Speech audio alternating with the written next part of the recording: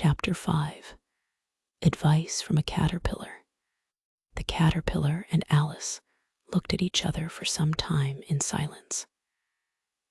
At last, the caterpillar took the hookah out of its mouth and addressed her in a languid, sleepy voice. "Who are you?" said the caterpillar. This was not an encouraging opening for a conversation. Alice replied, rather shyly, I hardly know, sir, just at present. At least I know who I was when I got up this morning. But I think I must have been changed several times since then." "What do you mean by that?" said the caterpillar sternly. "Explain yourself."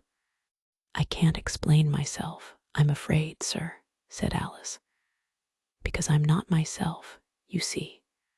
"I don't see," said the caterpillar. "I'm afraid I can't put it more clearly," Alice replied very politely, "for I can't understand it myself to begin with, and being so many different sizes in a day is very confusing." "It isn't," said the caterpillar. "Well, perhaps you haven't found it so yet," said Alice, "but when you have to turn into a chrysalis, you will someday, you know. And then, after that, into a butterfly. I should think you'll feel it a little queer, won't you?" "Not a bit," said the caterpillar. "Well, perhaps your feelings may be different," said Alice. "All I know is, it would feel very queer to me." "You," said the caterpillar contemptuously. "Who are you?" Which brought them back again to the beginning of the conversation. Alice felt a little irritated at the caterpillar's making such very short remarks, and she drew herself up and said, very gravely, "I think you ought to tell me who you are first." "Why?" said the caterpillar. Here was another puzzling question, and as Alice could not think of any good reason, and as the caterpillar seemed to be in a very unpleasant state of mind, she turned away. "Come back," the caterpillar called after her. "I've something important to say." This sounded promising, certainly. Alice turned and came back again. "Keep your temper," said the caterpillar. "Is that all?" said Alice, swallowing down her anger as well as she could.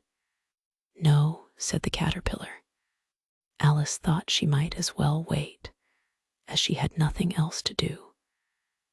And perhaps, after all, it might tell her something worth hearing. For some minutes it puffed away without speaking, but at last it unfolded its arms, took the hookah out of its mouth again, and said, "So you think you're changed, do you?" "I'm afraid I am, sir," said Alice. "I can't remember things as I used, and I don't keep the same size for 10 minutes together." "Can't remember what things?" said the caterpillar. "Well, I've tried to say, how doth the little busy bee? But it all came different." Alice replied in a very melancholy voice. "Repeat, 'You are old, Father William,'" said the caterpillar. Alice folded her hands and began.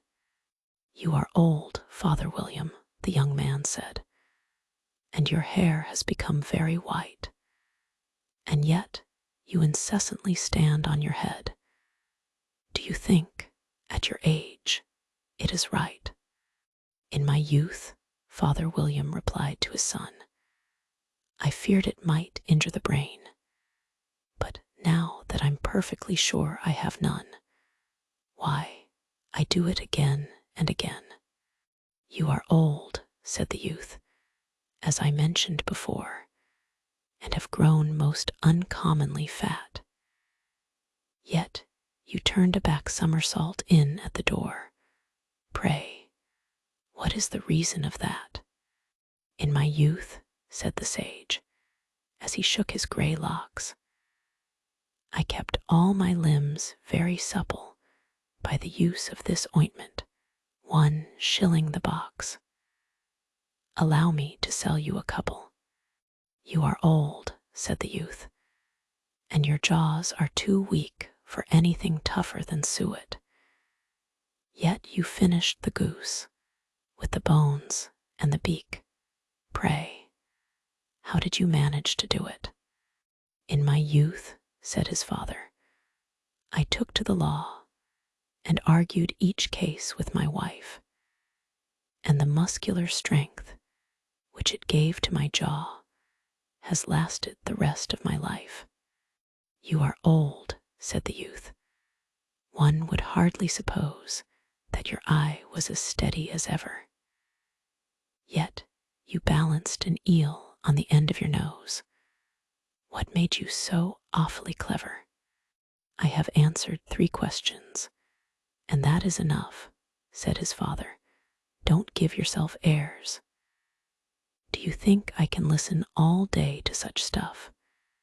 Be off, or I'll kick you downstairs." "That is not said right," said the caterpillar. "Not quite right, I'm afraid," said Alice timidly. "Some of the words have got altered." "It is wrong from beginning to end," said the caterpillar decidedly. And there was silence for some minutes. The caterpillar was the first to speak. "What size do you want to be?" it asked. "Oh, I'm not particular as to size," Alice hastily replied. "Only one doesn't like changing so often, you know." "I don't know," said the caterpillar. Alice said nothing. She had never been so much contradicted in her life before, and she felt that she was losing her temper. "Are you content now?" said the caterpillar. "Well, I should like to be a little larger, sir, if you wouldn't mind," said Alice. 3 inches is such a wretched height to be." "It is a very good height indeed," said the caterpillar angrily, rearing itself upright as it spoke. "It was exactly 3 inches high. But I'm not used to it," pleaded poor Alice in a piteous tone. And she thought of herself, "I wish the creatures wouldn't be so easily offended." "You'll get used to it in time," said the caterpillar. And it put the hookah into its mouth and began smoking again. This time Alice waited patiently until it chose to speak again. In a minute or 2, the caterpillar took the hookah out of its mouth and yawned once or twice and shook itself. Then it got down off the mushroom and crawled away in the grass, merely remarking as it went, "One side will make you grow taller, and the other side will make you grow shorter."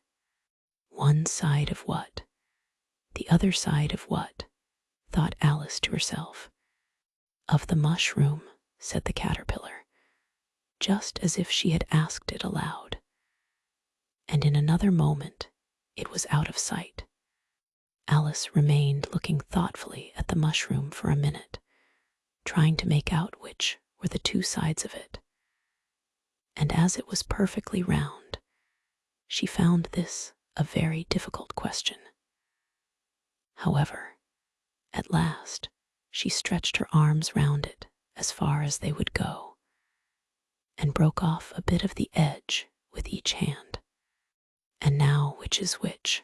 she said to herself, and nibbled a little of the right hand bit to try the effect. The next moment she felt a violent blow underneath her chin. It had struck her foot.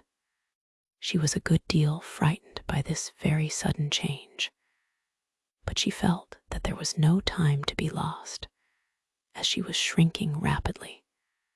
So she set to work at once to eat some of the other bit. Her chin was pressed so closely against her foot that there was hardly room to open her mouth. But she did it at last, and managed to swallow a morsel of the left-hand bit.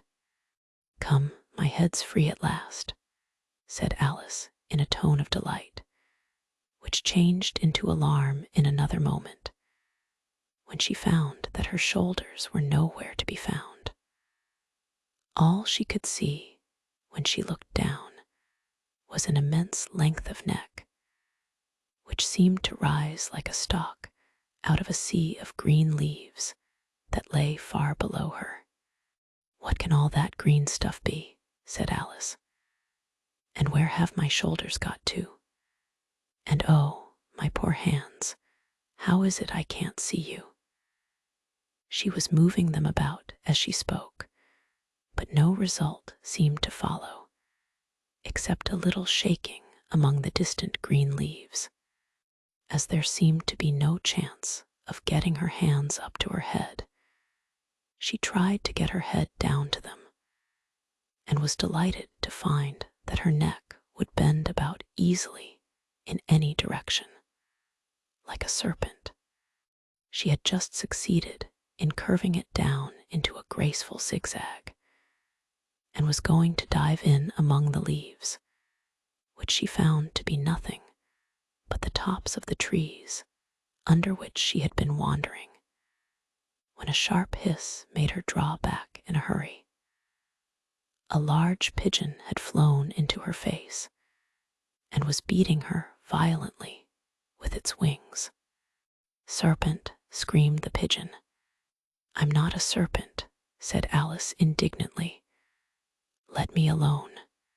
"Serpent, I say again," repeated the pigeon, but in a more subdued tone, and added with a kind of sob, "I've tried every way, and nothing seems to suit them."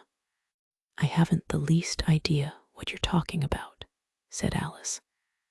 "I've tried the roots of trees, and I've tried banks, and I've tried hedges," the pigeon went on, without attending to her. "But those serpents, there's no pleasing them." Alice was more and more puzzled, but she thought there was no use in saying anything more till the pigeon had finished. "As if it wasn't trouble enough hatching the eggs," said the pigeon, "but I must be on the lookout for serpents night and day. Why, I haven't had a wink of sleep these 3 weeks."